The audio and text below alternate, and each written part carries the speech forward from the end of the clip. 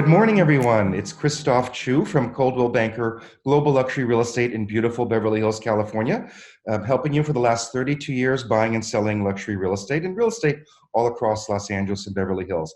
Today, I am beyond excited and thrilled and honored to have Steve Harney, the founder actually of KCM, Keeping Current Matters, here, and he's a market analyst, and he's, in my opinion, the guru of real estate information and analyzing real estate information. So this is Steve Harney, and I've had the pleasure of hearing him speak many, many times about, he analyzes data 8 hours a day in the real estate industry. And Steve has been in the industry, I think, for 25 years, and he was the first agent to build a 500 agent office in real estate, which is major, major, major. And he's also such a guru in the world of real estate and information and market analytics that he's known as one of the top 100 most influential people in America by Inman News, as well as one of the top 200 most influential people by Stefan Swanepoel. So it's such an honor to be here, and I saw him speak last week talking about what's going on in our world today and in the economy and real estate, and I wanted to ask him to come join us today and talk about what's going on. So Steve, again, thank you so much for being here today. I'm super excited. And I'm excited to be here today, and Christophe, this is a phenomenal thing that you're doing, for your clientele. You've served them for over 30 years. You've done a phenomenal job there, and keeping them educated so they can make the right decisions for themselves and their families is exactly what a realtor's job is. And you might be one of the best in the country at doing that. So I really thank you. love the hard work you put into it. And it's thanks to you for being able to give us, the agents, tools and the correct information that's non-biased, nonpartisan, is that the right word? But gives us really the true data so we can educate our clients, because 32 years, and we'll get into that a little bit more in depth. When I started real estate at 18 years old in the late 80s, we were at the end of a very strong market, and when I started going down, as just one quick example, which we'll touch base on, interest rates then were 16, 17, 18% for a mortgage. And today it goes from 3.5% to 3.75, and buyers like, oh, we're not going to buy, the rates are too high. So people live their lives today, especially because what do? We all live on our phones. People live their lives today based on information and perceptions of information that are really not true and correct, which is really why I wanted you to be here and share your insights and your innumerable knowledge about the marketplace and what's going on. So kind of the first question I'd like to talk about, all we keep hearing about lately, particularly now the last few weeks with the volatility of the US stock market, but all we keep hearing about the last couple of years is recession, recession, recession. But that's really a misnomer, and I'd really like you to talk a little bit about recessions, and you gave us such valuable information of the last 5 recessions and how that actually affected or didn't affect the housing prices and appreciation. So please talk a little bit about that if you wouldn't mind. Sure. The first thing that everyone has to realize is we're right now on the longest stretch of positive economy in American history. So this recovery from the last recession coming forward is the longest time without another recovery coming in American history. It's amazing, right? Yeah, it is amazing. Well, eventually what's going to happen, the economy is going to slow up because it has been going rapid speed for a long period of time now. Right. So when the economy slows up, the term for that slowdown is recession. Now the challenge is that what people perceive recession to mean and what recession actually means are worlds apart. So let me give you an example. Yes. When a consumer today hears the word recession, what they think about is 2008, because that was a recession and it affected prices dramatically. Exactly. But in reality, the definition of recession, the definition is 2 consecutive quarters where the economy slows up a little bit. Right. So what we're going to do, since we're on the longest run right now, positive, that day's going to come. And when that day comes and things slow up, we have to take a look at what caused it and how that will impact real estate. Right. And that's where people are, getting a little bit crazy. Will there be a recession coming? Of course. Matter of fact, there were 3 major surveys. One done by Duke University, a survey of chief financial officers in America. Another one done by Pulsomics, where they interviewed or surveyed 96 economists and market analysts. and the last done by the National Association of Business Economics, which actually surveys their own membership. And in all three of those surveys, if we add them together, all of the responses, there probably will be some sort of economic slowdown next year. Some are predicting even by the end of this year, going through next year before the election. And because there are so many surveys saying that, that word's now starting to come up in headlines and news.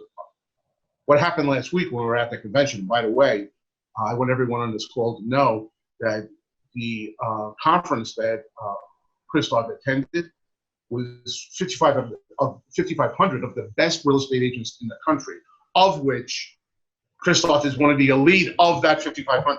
So we have the best 5,500 in the country, and he's one of the elite of that 5,500. Well, thank you. He's like a rock star when he walks down the aisles. Everyone wants to get to know what he has to say. But getting back to what I was saying, when we were at that conference last Wednesday, the stock market dropped 800 points. When the stock market dropped, every single, it seemed every single headline the next day was about recession. Right. And again, they're not wrong. There will be a recession coming sometime in the not too distant future. Right. How will it impact housing prices, which was really your question? Yeah. So I want I want your audience to understand that last time there was a recession, it was caused by two major things: a housing fall off and a mortgage market meltdown. I mean, that was a housing crash. It wasn't, I mean, it was the financial crash that caused the recession. It wasn't like in the past where the recessions that did, slightly affect the real estate market. It was a completely different thing.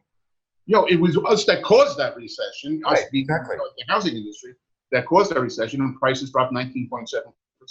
And that's what people are going to remember. When they hear the word recession, they're going to remember all the pain either they, or their family, or their friends suffered a little bit more than a decade ago. Exactly. If you look back to the previous four recessions prior to 2008, we get a totally different story. Yes. And normally during a recessionary time, and let's take a look at the four prior to 2008, only one other time did home prices actually depreciate, and it was less than 2%.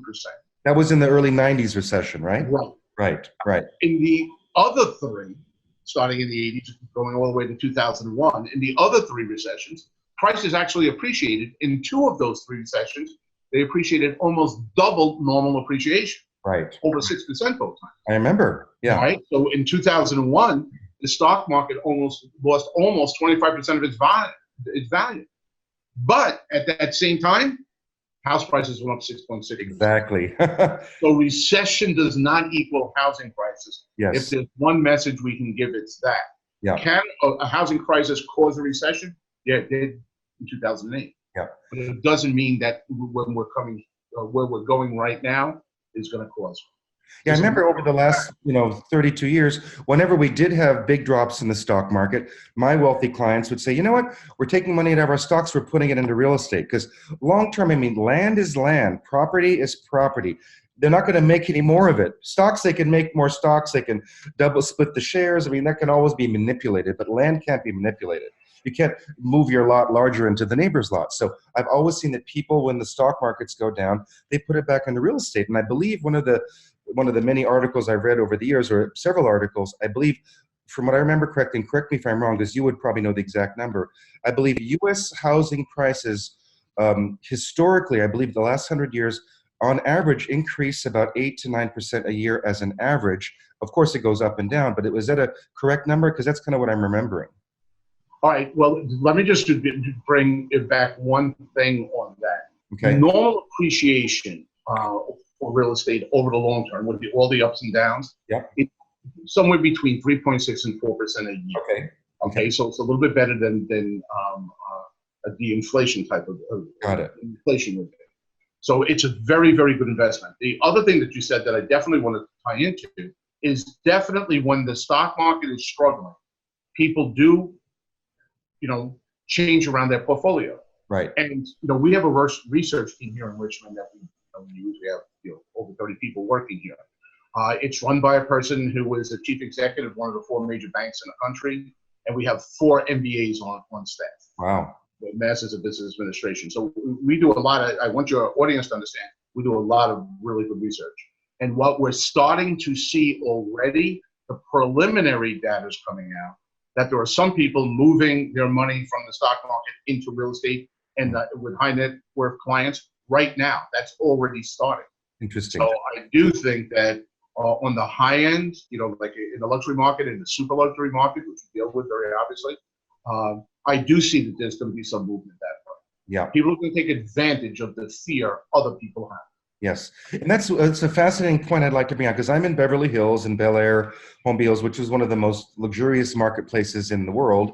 I mean, our luxury market starts at $5 million, and there was a sale recently, the highest sale price in the history of LA County, for $117.5 million for a home. That's one single family home. So what was interesting, that house has been on the market for about almost 2 years now. And they started, of course, a little bit high, I believe, at 175 million. But then all of a sudden, 3 weeks ago, that sold for 117.5.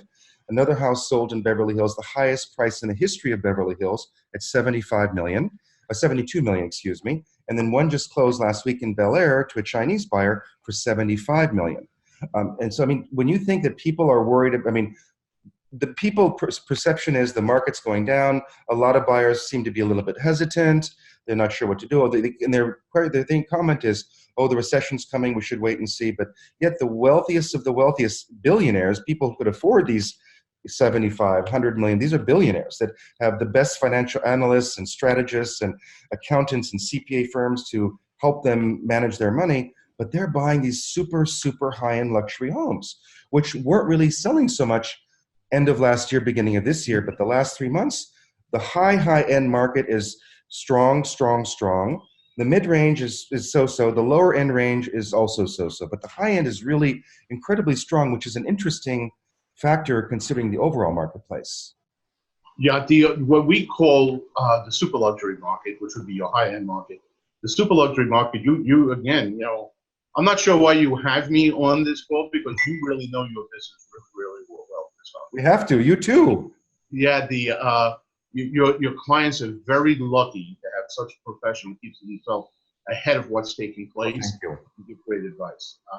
That's one of the reasons I get thousands of agents a year to ask me, hey, listen, would you get on with a podcast with me? Would you get on with an interview with me? And I can't do 1,000. But when I heard you asked, I said, yeah, I'm there. It's so exciting. Thank you. That's the respect I have for what you do with your clients and the great advice you give there. And you hit that nail right on the head. What winds up taking place is the people that truly understand, or have the analysts that can truly, or the CPA that can truly understand, or the financial wizard that could really understand the market, knows now's the time. Then maybe taking a look at your portfolio and rearranging a couple of things might make a lot of sense. Yes. And that's exactly what many of your billionaire clients are doing. Yeah. And another interesting factor, it was 2 years ago this summer where I was out in the market. I go out and tour properties every week. I spend 3 to 4 hours touring properties. I go to at least 2 or 3 local meetings. Yesterday morning, we had an hour-and-a-half breakfast meeting with the top 30 Beverly Hills, Bel Air luxury brokers. We meet once a month for breakfast, and we had our head of marketing from Coldwell Banker here. And we talk about each person in their different areas of what's going on, what are the trends, how many homes are selling, what's the price appreciation, price drops, who's buying, really very important data. And then we have another meeting once a month with 300 of the top agents in Southern California, because that information is so important. But 2 years ago, I remember going on caravan and touring houses up in the hills, and there were so many of these modern glass box houses being built. They were coming out in the market at 25, 30 million, 35, 40 million. And I was looking at these houses thinking, there's a little bit too many of them for the number of buyers in the marketplace, so the absorption of that product. And secondly, I'd see these houses, I'm like, this is 30 million. In my mind, it's really worth 22. And I'd see ones at 24, and I think it's really worth 15. So I think that was kind of towards the tipping scale of the highest peak in our market in Beverly Hills and LA. And I think some sellers got a little bit carried away and greedy with, oh, let's just ask for the moon. And they did. And then 6 months later, a year later, sometimes 2 years later, they've sold substantially less, but they sold really what it should have sold for. It would have sold for a little bit more 2 years ago had they priced it correctly. But because they did the price it high and come down game, they end up getting a little bit less. But it's like the one that sold for 75 million. My client made an offer on that house 2 years ago, wasn't even on the market. Basically at that number, he wouldn't consider it.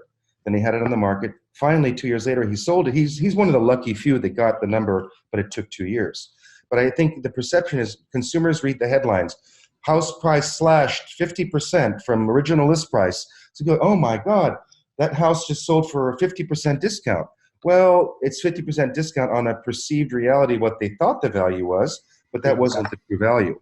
So I think that's important to realize as a buyer or consumer that, it's all, again, perception. You hit that nail right on the head. What winds up taking place is if you bought a house for $15 million and then you put it up for sale for $40 million and you got stuck taking $25 million, you didn't lose money. Exactly. But I think the perception is, well, it was $40 million and they sold it for $25. Yep. They just lost $15 million. No.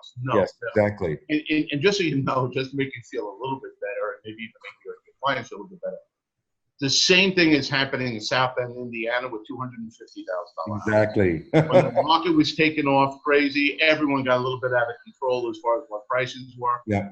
They were hoping that they could price it ahead of the market and wait for the market to catch it. Yeah. And some people got really nuts with that. Yeah.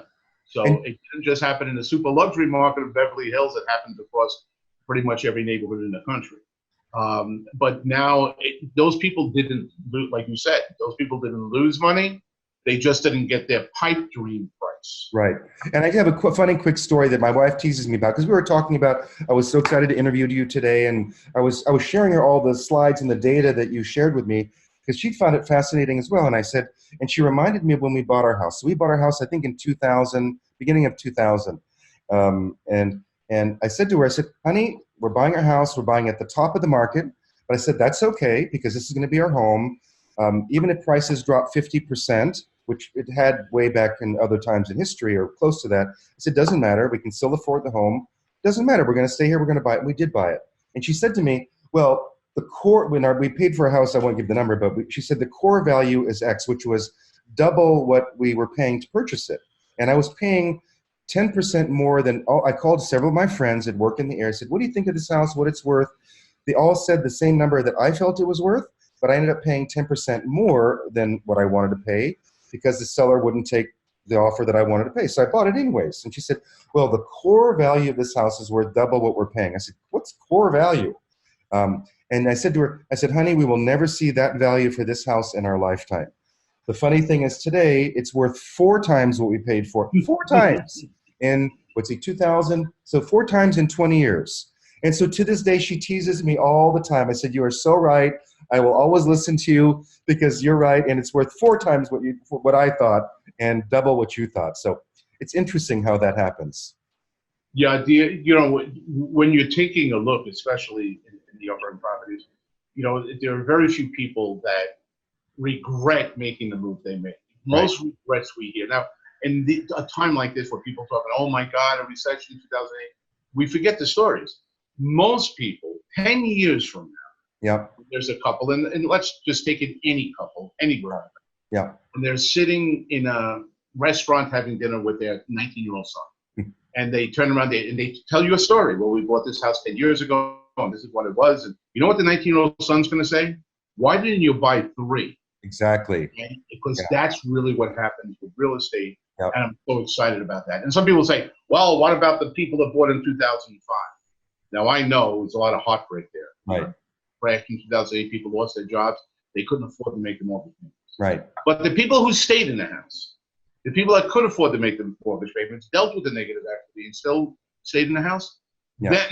Even they had seen a tremendous profit on their 2005 price. That's right. So it's you can't pick a bad time.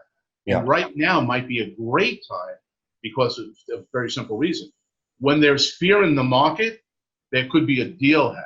Yes. So if you know the truth, if you know what's really big, that's exactly what you're doing right here. Yeah. And the reasons I respect you as much as I do, you're making sure your clients know the truth. Yeah. You making sure that they and their families make the right decision based on what's happening. That's right. And I talk about this in my videos every week the last couple of months, because right now, in certain areas, certain segments, particularly properties, and I said this in many videos the last 12, 14 months, properties have been sitting on the market for 6 months, 8 months. sometimes a couple of years. They've been on and off the market a couple of times. They're ripe for the picking, meaning those sellers are just exhausted of being on the market. And they're going to take less than they ever thought they would. You got to be reasonable too as a buyer and come in, but there's really some incredible buying opportunities. And it just brought me back to another point. I did a post yesterday about people always say, oh, you're an overnight success. And I said, well, 32 years, 11,680 overnights. And one guy said, what's your one advice you would give someone in 32 years? And I thought about it, God, what's the advice? And I said, I would have bought more properties over the time. Because back in 1999, I had a 8-unit apartment building in what I thought was an up-and-coming area of Los Angeles called Silver Lake. It's now one of the hottest neighborhoods in town near downtown. And it was a listing I had for $349,000, 8-unit building built in the 1940s. We had offer after offer after offer, and the seller wouldn't take the deal for about $5,000. He wanted his $345,000. Finally, I said, I got a 6% commission. I'm going to buy this. I'm going to throw in my commission, and I bought it. Well, thank the Lord, last year we paid off the mortgage, and it's worth $2.6 million. Yeah. And I thought to myself, had only I had bought those listings I didn't sell over the years, I wouldn't have to work today and do these interviews with my friends and sell houses.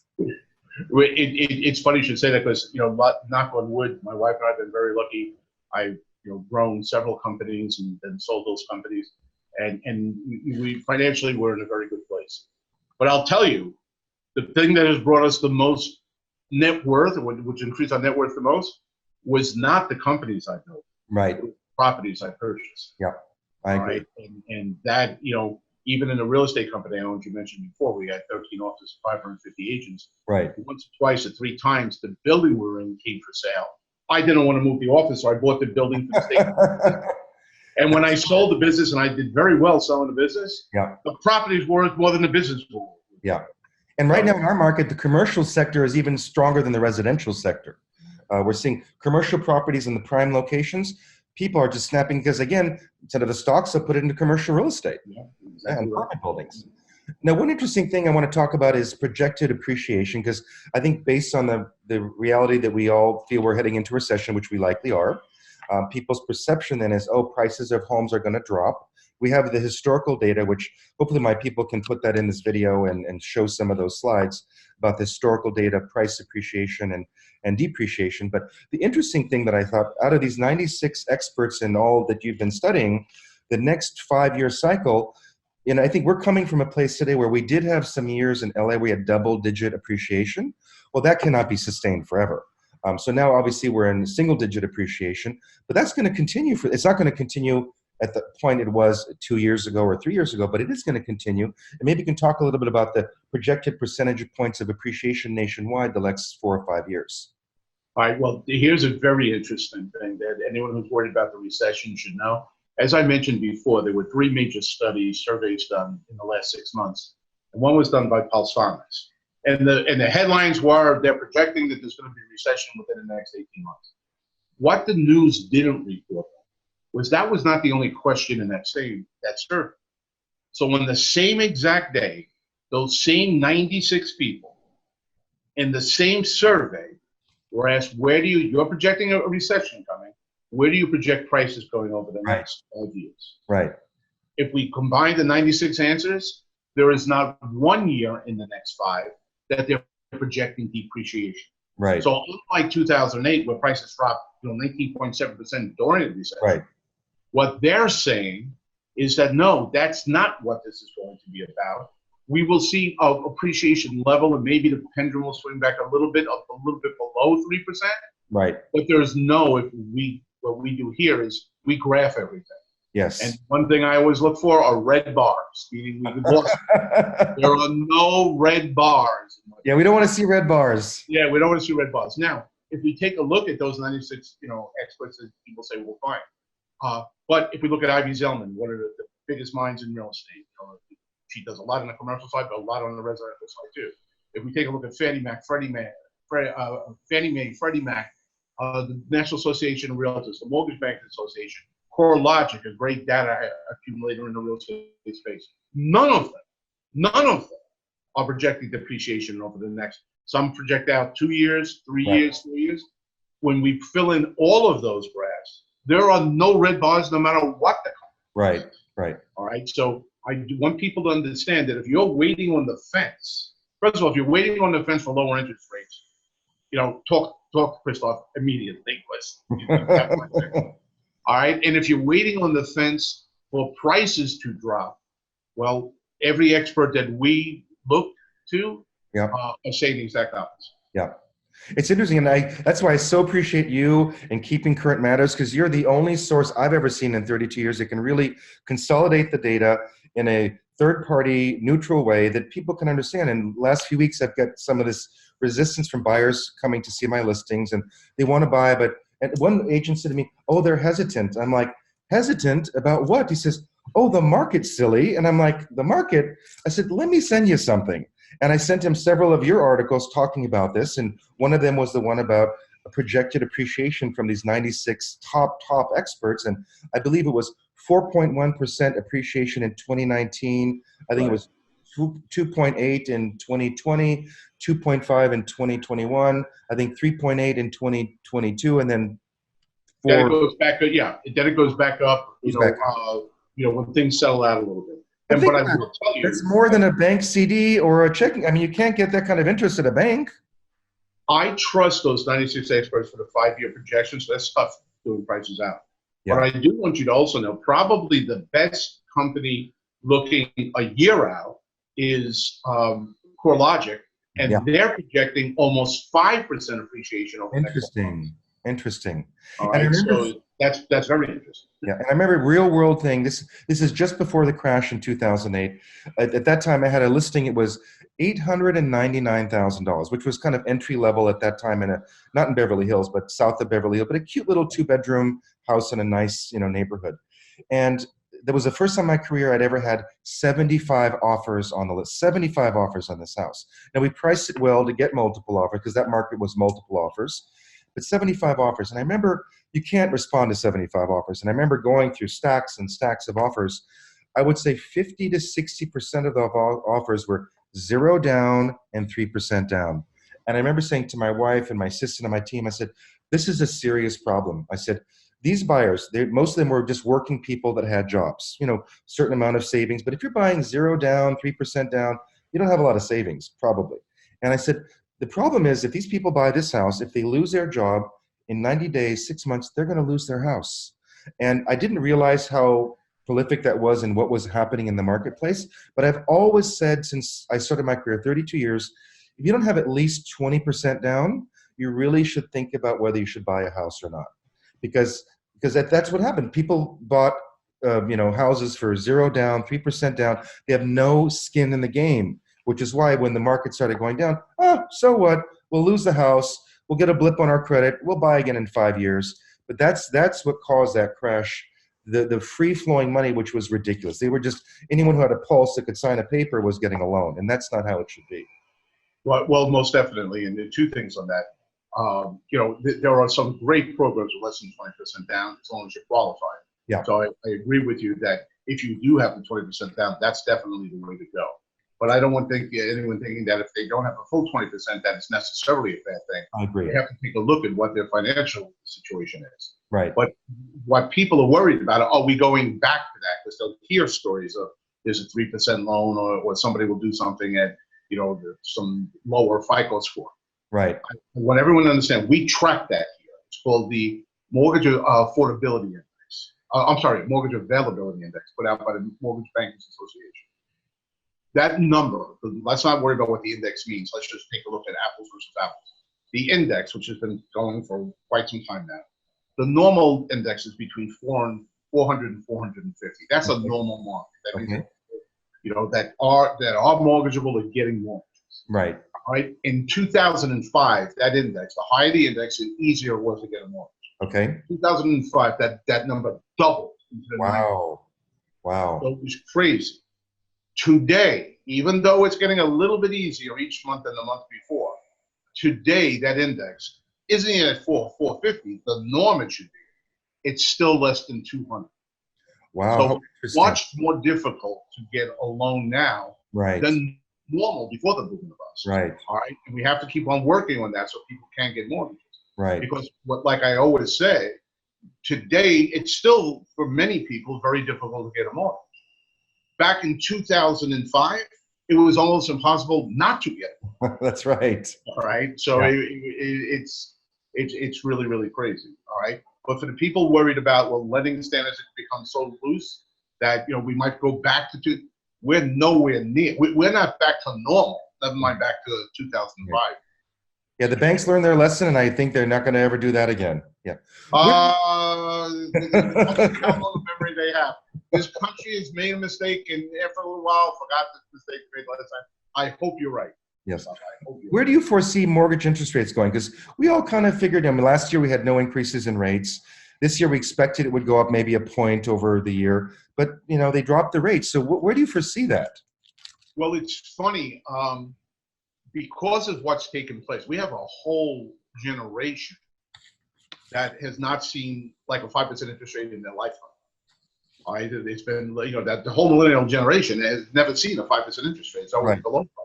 And all they know is the recession where prices went down 19%, right? Right, exactly. All right, so projecting interest rates right now, because they are being in some ways controlled in order to keep the economy going. Right. To project interest rates, almost no one will have the courage to go out and do that. Now, I will tell you that I have a lake house in North Carolina. It's beautiful. It's several acres, piece of property, a couple of houses on it.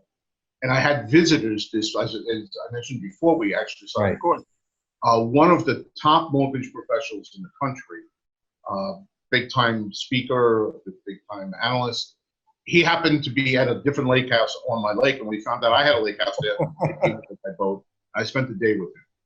And so I won't tell you what I think, because I don't think my opinion is worth much. I know his opinion is probably the best opinion in the country. And he thinks we're going to stay where most are projecting they're going to start to climb back up over 4 to 4.5 over the next 12 months. He feels pretty strongly that we're probably going to stay apropos right where we are now for a little bit of time still. Right. Now, no one wants to make a big projection because they've made big projections over the last 10 years. And because, again, they're being controlled to a degree, those projections didn't pan out. But he seems to think it's pretty solid where they are now, that very slowly, which the market can handle, will rise. The only thing I'll say to any of your buyers listening or anybody looking to move up, if you're waiting for substantially lower interest rates, the interest rates right now, pretty much, over the last couple of years, have been lower than Thomas Jefferson got. So I don't think that we're going to see much lower. If you're waiting for 2% interest rates, I don't think that's coming. And you shared that article a few days ago about, was it in Norway, that it's negative interest rates? Yeah, that wasn't my article. You must have read that someplace else, but I don't doubt that. And you have to worry about, is that the Fed rate versus the mortgage rate? I don't think we're going to get the negative interest rates. I don't think that on the mortgage side. I don't think we're going to get much below the 3.5. Yeah. 3.6 now, an average across the country. I don't think we're going to get much lower than 3.5. Yeah, and when you consider what it was back in the 80s at 17, 18%. I was there. I've been in the business for 25 years. I've been in business 35 years. I was there. And I was selling a lot of houses. People, back in the 80s and early 90s, I don't remember people really having an issue with that interest rate. I mean, I really don't. Well, what wound up taking place, there was a lot of pain. Families experienced a lot of pain in 2008. So now everything about a house is about money. And what we have to realize is eventually we're going to get back to the money's not the reason you bought the house. Right. All right. There's so many reasons people buy homes. I agree. If you're running a company and you have to entertain and you have to bring in some big people in to entertain them in regard to your company or even your social status, worry about with your friends and making sure that they're comfortable, well, then you're buying a house that you can entertain in. Right. And that's worth something outside of the dollar value of the house. Right. All right. And go on the other side, if you have a young family moving out of an apartment in, again, someplace in South Carolina into their first home, that's a financial struggle for them. There's no question there. Yeah. But now their kids are playing in their own backyard, swinging on their own swing set. There are a whole bunch of reasons people buy houses on both ends of the spectrum. It's true. It has nothing to do with money. It has to do with their lifestyle and what's important. Yeah. I'll say buying my house for sure. Our house was the best thing we ever did. And I'm so happy and thrilled and on every single level. Everyone has ups and downs in their life and business, and when things are slow, it's a little worrisome. But a house is a house, and it always will provide you a home. Is a shelter, a place to recharge, re-energize, rebuild yourself, to get up the next morning and go do what you do best in your business or in your life. So there's nothing to me more valuable than owning a home anywhere in the world, but in America, and we're in the greatest country in the world, and we're so blessed to live in such an amazing country and so many opportunities, and housing is one of the best long-term. And some of my clients today that are worth 50, 60 million dollars were school teachers 40 years ago, started buying their first duplexes and fourplexes. And now they're worth 40, 50, 60 million dollars just from being a school teacher and saving money and buying investment properties. It's amazing what can be achieved through real estate. You said it best. America is the greatest country in the world, and a big piece of the American dream is homeownership. Exactly. Yeah. Those two things tie together. Yeah, my parents are both immigrants here in the early 60s. I was born here, but they came here with nothing. They built businesses, they bought homes and properties, and you know, this is one of the few places in the world that has that, which is why so many foreign nationals buy here. I have maybe 45% of my business is foreign nationals that buy properties here. Primarily they're vacation properties, homes to come enjoy, but it's also, they all say we see the US as a bank account, a place to put our money that's safe and secure. There's very few places in the world other than maybe London or, London's really the one top of mind that really is secure. But other than that, the US is the place that most of the world sees as a safe haven to live, invest, and enjoy life. There is a reason more people want to come to America than pretty much, I think it's, if we take away two different countries, all the rest of the countries put together. Yes. It's a special thing, a special place here. And when you own a piece of America, yes. All right. So when you own American, you feel almost even more American. You get that American flag out on your own porch. It's a different thing. It's true. So for those of you that are watching, we have a lot of buyers out there, sellers out there, a lot of agents as well. I encourage you to go to his website, Keeping Current Matters, become a subscriber, particularly if you're a real estate agent, because when you're bombarded with questions from buyers or agents talking about the market's crashing, the market's going down, you need to have accurate information and data. And I have these articles saved in my Google Drive, so I just cut and paste and send them an email. Hey, send these articles to your buyer. Why don't you read these articles and talk to your buyer so that you have valid, non-biased information that's real and accurate based on a survey of 96 of the top economist experts. And we've got Steve here, who's an analyst, that all he does for a living in his company is analyze what's going on in every form of real estate, stocks, and data to help us as agents and consumers in the housing market make accurate, informed decisions. And that's what's important, getting accurate information and being informed so that you can make the decision. Maybe it's not the right decision to buy a piece of property. Maybe it is. But until you have the data and information, how do you really know? So check out Keeping Current Matters. Follow Steve Harney on Keeping Current Matters on Instagram, Facebook, because even this week he keeps posting all these wonderful slides that I'm resharing to my people so that they can see the actual information, because as we head towards the election, there's going to be a lot more turmoil and blips in the road because, that's what they do to create drama. So get the information out there, read it yourself so you can make an informed decision. And Steve, any parting comments you'd like to share to the consumers or agents out there that you want to just share? Simply, like, the biggest thing right now, don't make any decision based on fear, okay? Yes. Everything's going to be fine. The housing market's going to be fine. That's not what I was saying in 2005, born 2005. So I don't want you thinking I'm just like a Pollyanna. This time it really is going to be fine. Just I sold my company in 2004 because I sourced, some challenges happening. But this time it's going to be fine. Jump in, purchase it. But probably the single most important thing to make a decision, the right decision for you and your family, is to make sure you have the right real estate professional guiding you, almost like a Sherpa on your journey to homeownership. Yes. Or yes. Your journey into the super luxury market if you're moving up into that market. And there is no better Sherpa, maybe in the country, than Christophe. Oh, thank you. I've come to respect him over the years. All the people in Coldwell Banker respect him tremendously. All the other agents in the other companies who just came from a conference, I'm telling you, when he walks down the aisle, people elbow each other and say, "That's Christophe." Well, that's so nice. Because he cares right from the beginning. He cares about the people sitting in front of him, his clients and their families. He does an unbelievable job. Well, Use thank him for a chaperone your year. And that is important. I really do care. And over the years, I've said as a client, you shouldn't buy a house. And others, I said, you really should. My job is to just be an advisor, really care about people and just share them the information, my opinions, which they can take or not take, but then they can make their own independent decision. Yeah. And I only wish I knew you back in 2005. I've only known you 3 or 4 years now. But I'm so appreciative to know you and all the information you've given me, and to all the people out there. You've really helped us all tremendously. You're a great guy and really informed, and it's really been an honor and pleasure. And I'm just so thrilled that you were on this interview for my show today, so we can get more of this information out and share it with the public and help people make the right decision for themselves and their own families. So the honor was mine, Christophe. Again, you know how I feel about it. Well, thank you, Stephen. I'm sure we'll do this again. Maybe we'll make it like a regular thing a few times a year. I'd love that. Oh, that would be sensational. That It would be. Good. And again, don't forget, follow Keeping Current Manners and Steve Harney. You'll get all the best information, both as a consumer and as a broker, to help guide yourself and guide your clients. That's what's important. Be smart, be advised, and know your stuff. That way you can help people. And life is about helping others, because when you help others, you also help yourself. So thanks so much. And Steve, thank you. I appreciate it. And until our next time.